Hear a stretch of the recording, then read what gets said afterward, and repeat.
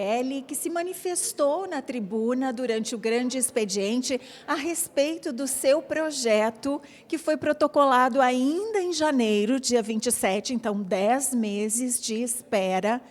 Um projeto que fala das filas e dos nomes das pessoas que fazem parte dessas filas para atendimento médico no sistema de saúde do município. O que está acontecendo, vereadora? Sim, falamos da questão da lei que não funciona hoje no município, a Lei 8.397. Ela não funciona porque a pessoa deveria colocar o seu nome, o seu procedimento e verificar em que posição que ela está na fila. Então, a gente projeta neste projeto a questão de uma melhoria nessa legislação para a espera de exames, de filas de exames, de cirurgias e também de consultas com especialistas. Porém, a gente viu um movimento orquestrado para ser pedido vistas, né?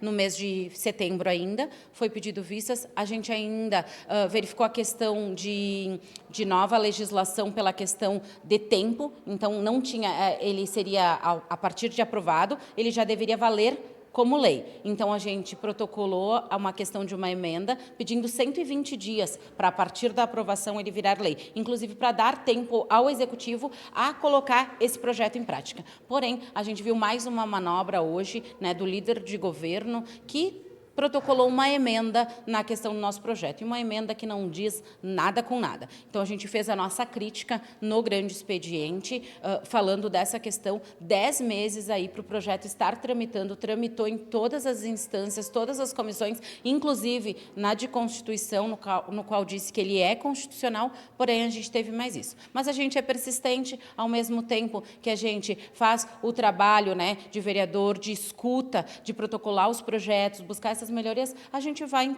também em busca da aprovação desse projeto, porque a gente entende que é prioridade, sim, a pessoa que precisa verificar em que posição que ela está na fila, que ela consiga acessar essa informação de uma maneira mais fácil e mais rápida. Afinal, estamos falando da vida das pessoas. A senhora falou sobre ir ao Ministério Público. Eu vou ao Ministério Público para dizer que a lei hoje vigente no nosso município, que é de 2019, ela não funciona. Então, a gente estava aguardando isso, a gente sabia que a legislação não estava funcionando, mas estávamos aguardando nosso projeto vir para a pauta. Como eles estão tardando a questão de vir para a pauta, a gente vai fazer a denúncia no Ministério Público que essa legislação não está funcionando, e isso não pode acontecer.